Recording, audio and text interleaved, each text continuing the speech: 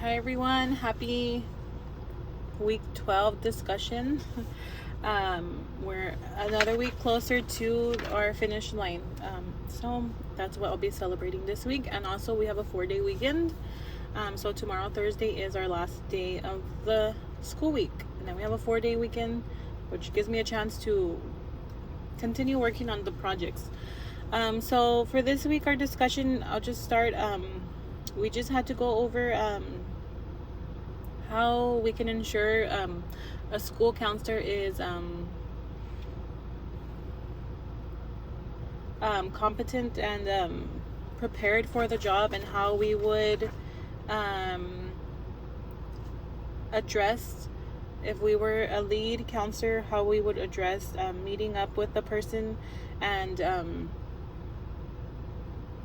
address the issues that how would you tell the counselor that they are underperforming at their job. I just kind of saw it from the perspective as not trying to target someone. I just kind of saw it in my shoes. I just flipped it, the narrative, and I just imagined myself as a school counselor and how would I want someone to treat me. And also, I kind of got from my experience how admin has approached me, different admin throughout my years of teaching, how they have approached me to progress in my job, and that's what I kind of took from, because when you are going to address someone and their work ethic and their task, if they're completing them, if they're underperforming, if they're not competent for the job,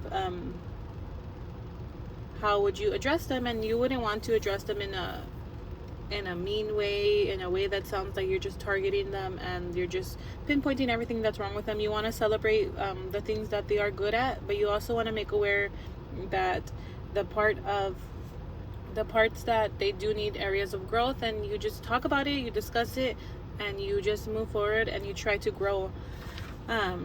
So there's just a difference though when someone is willing to grow and be under a growth plan. I don't mind that. I just know that I'm not perfect and I'm always willing to learn.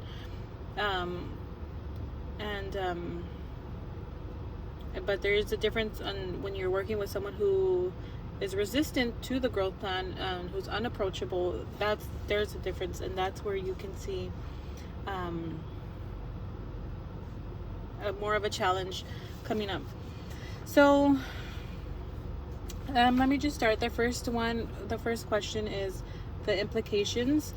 So for services to provide for student, staff, and school, what would be the implications if a school counselor was incompetent at the job? Well, one, what would be the services? What would be the implications? One would be unmet needs, unmet student needs, unmet staff needs, and unmet needs for the school in general.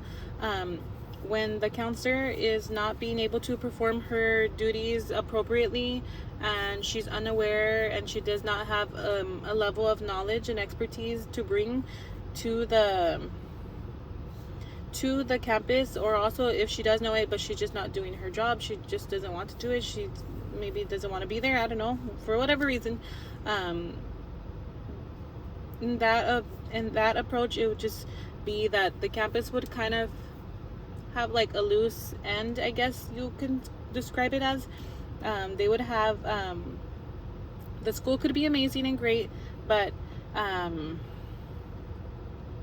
there would be something missing, and then it's like a domino and a ripple effect. If the counselor's not doing her job, which she's an administrator role, it falls on the school, and the whole school is affected. For example, like I mentioned, the unmet needs, the lack of appropriate services to the students, whether it's special ed or special populations, accommodations, modifications, different diversity opportunities for students available, and so on. And there would be no growth on campus for everyone on the campus, because everyone would be affected by the counselor not doing her job.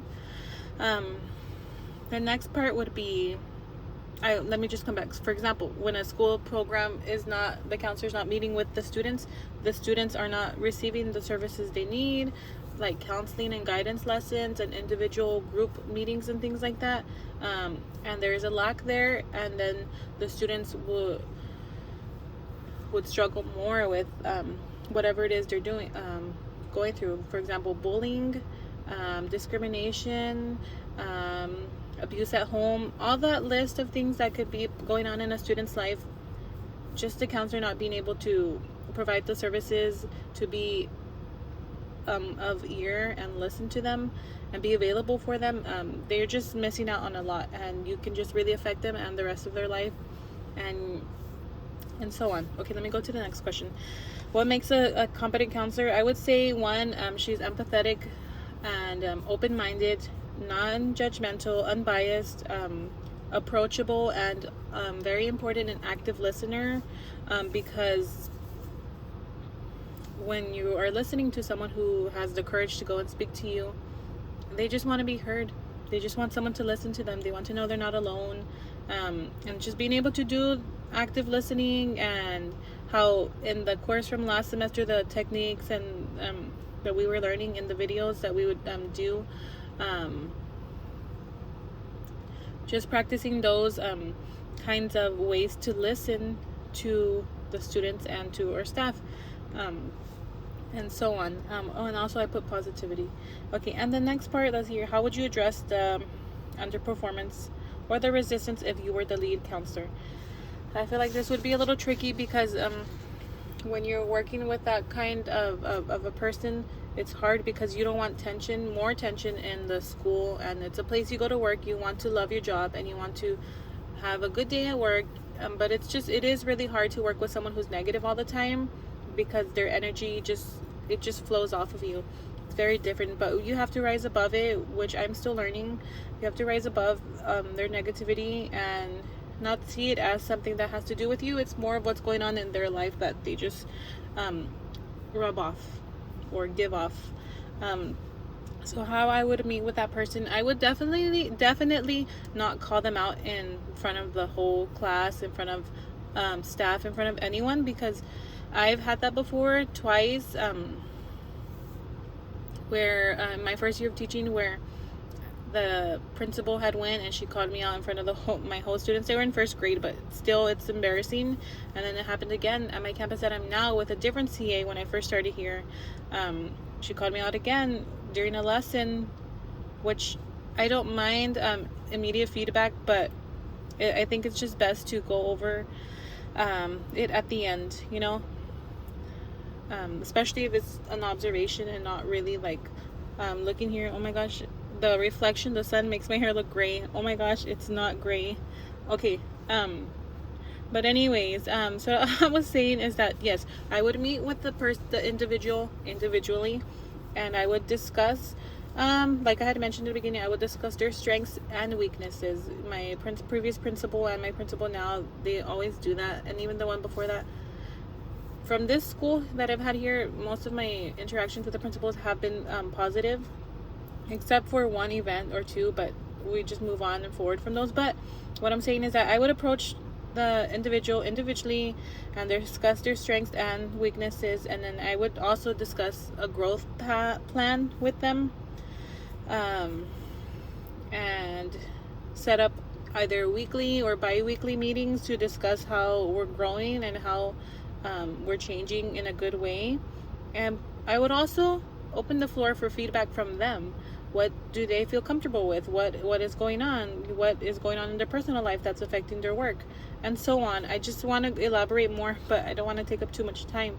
But you can just go on and on. It could be a positive experience out of this. It doesn't have to be negative. And you just start that off by the way you are to them, and the way you come off, and the way you approach them. Definitely also, I think one of the important things is discussing the strengths and the weaknesses, and also meeting individually, because no one wants to be that out there for everyone to see and hear. It's embarrassing, and I wouldn't want that upon me, upon my child, or anyone, because no one really deserves that. And the last part, sorry, what resources, supports would I need to help this counselor grow and understand the purpose of a counseling program? One, like I had mentioned right here in the previous one, said I would plan,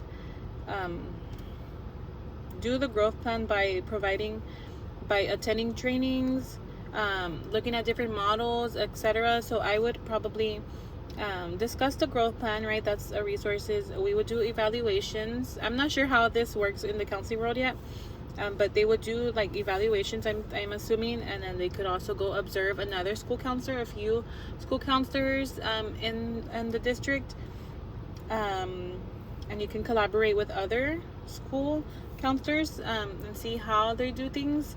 That's another one. And attend professional developments aside from the ones that they do for the work that they do, but maybe try to see if there's any professional developments where they are how to grow in this area and stuff like that, which I know it's a little rare. So just taking time to look for different types of PDs available. And the last one, like I had mentioned, weekly or bi-weekly meetings, and we would set short-term and long-term goals, and just see how we're improving and what needs to change, what we need to modify, and so on. And I feel like that's all I have right now. I feel like it's because I just also know that there's just so much that you can go off and talk about and discuss, but I'll just stop here. And I'll look forward to listening and learning from your videos this week. Bye.